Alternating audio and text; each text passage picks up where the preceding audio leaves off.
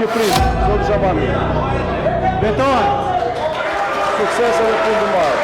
Fillojmë me çështjen sipas rendit të fikës. Në 12 nëntor të vitit 2025, Gjykata e Tiranës pranoi kërkesën e Centralit të Nismës Thurje, organit kryesor vendimarrës të organizatës politike, për emërimin e kryetarit të ri, Elton Çanaj. Në vendimin gjyqësor, thuhet se kryetari i mëparshëm, Endri Shabani, ka njoftuar dorëheqjen e parevokueshme në 1 tetor 2025, me efekte që nisnin në 15 tetor dhe se Centrali kishte vendosur ndryshimet në drejtim e nismës në 16 tetor të atij viti. Vendimi i Gjykatës së Tiranës pritet të përbëjë një bazë të fortë diskutimi në Gjykatën Kushtetuese mbi vlefshmërinë e mandatit të Endri Shabanit si avokat populli, i emëruar nga Parlamenti në 11 dhjetor 2025. Një pesta e deputetëve, pjesë e grupit parlamentar të Partisë Demokratike, ka ndorëzuar në mes të dhjetorit të vitit kaluar një padi kundër emërimit të Shabanit.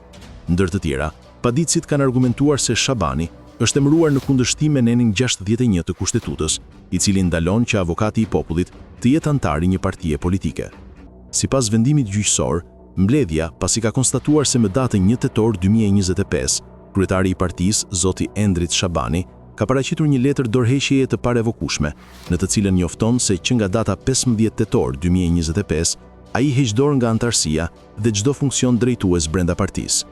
Në 7 nëntor, në faqen zyrtare të internetit të parlamentit, publikohet lista e 26 kandidatëve për këtë vakancë, ndër të cilët ishte dhe emri i Endri Shabanit. Në 9 dhjetor, Komisioni i Ligjeve i ka përcjellë seancës 6 kandidatët e kualifikuar dhe Endri Shabani u zgjodh si avokat i popullit në 11 dhjetor 2025. Gjykata e Tiranës ka miratuar ndryshimin e kryetarit të Nismës Thurje në 12 nëntor dhe ai ka marrë fuqi juridike të plot pas 15 ditësh.